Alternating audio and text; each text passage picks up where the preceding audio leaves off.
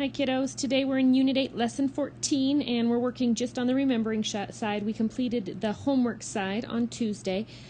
Today you're going to be working on adding and subtracting fractions with mixed numbers, and you're also going to be reviewing finding the volume of a composite solid.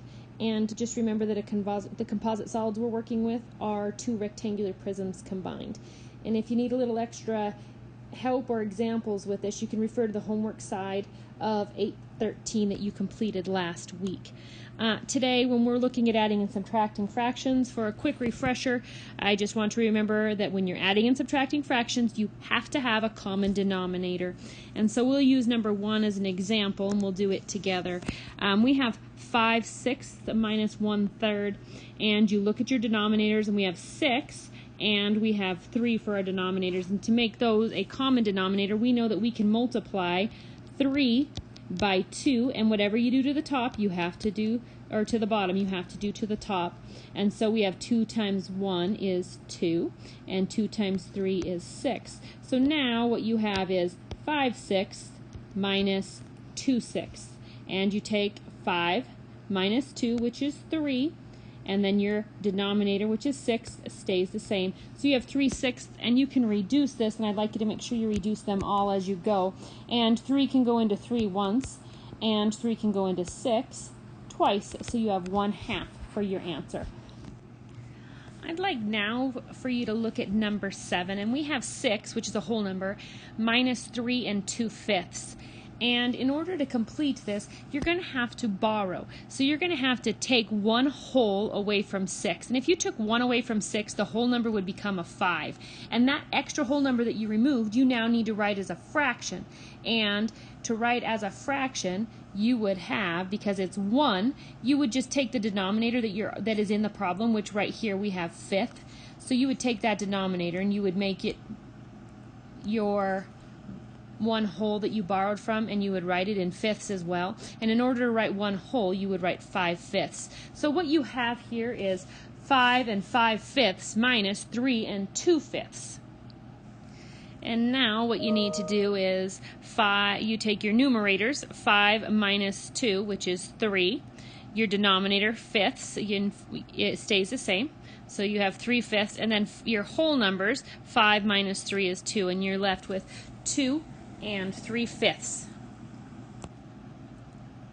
I want to go through one more quick example with you so that you remember how to do this. If you look at like 8 or 9, you need to get a common denominator, but you also have a mixed number here. So what you need to do first is you need to take the denominator and you multiply it by the whole number, and then you add the numerator. So this one is 3 times 4, which is 12, plus 2 is 14 over 3, because your denominator stays the same. And then you do the same thing with the top. 9 times 1 is 9, plus 4 is 13 over 9.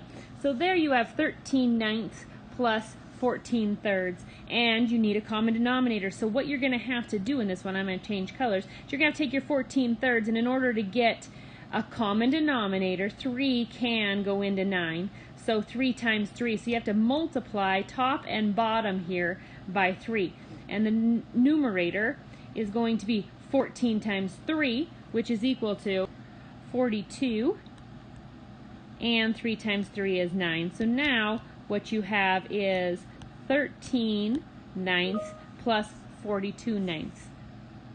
And all you need to do is add your 13 and 42, and 3 plus 2 is 5, and 4 plus 1 is 5. So 55 over 9, and that's an improper fraction, so you have to reduce, and you say to yourself, how many times can 9 go into 55 without going over? And we know that 9 times 6 is 54, so that's going to be our whole number, 9 times 6, because 9 can go into 6, or 9 can go into 55 6 times, and it's 54. So 55 minus that 54 leaves us with 1, and we put that as our numerator, and then we leave our denominator the same. So it's 6 and 1/9 for your answer. You can pause the video now and work through 2, 3, 4, 5, 6, and 9 on your own, and when you're ready you can click play again and we'll finish. And we're going to start working now on composite solids again, finding the volume of a composite solid. And as a refresher, all you need to remember that is a composite solid is two rectangular prisms combined here. And one of the things that you need to remember to do is just break your composite solid into two rectangular prisms so that you can find the volume of each of those rectangular prisms and then add them together to get your volume of your composite solid. And I'll do number 10 with you. We'll work through it together. And I'm going to split this one. You can see right here where I put the little red line to create two composite solids. For the top piece of the composite solid right here, I first want to remember my formula for volume is equal to length times width times height. And I have those three pieces here, and I have 3, or 15 first, times 3 times 4.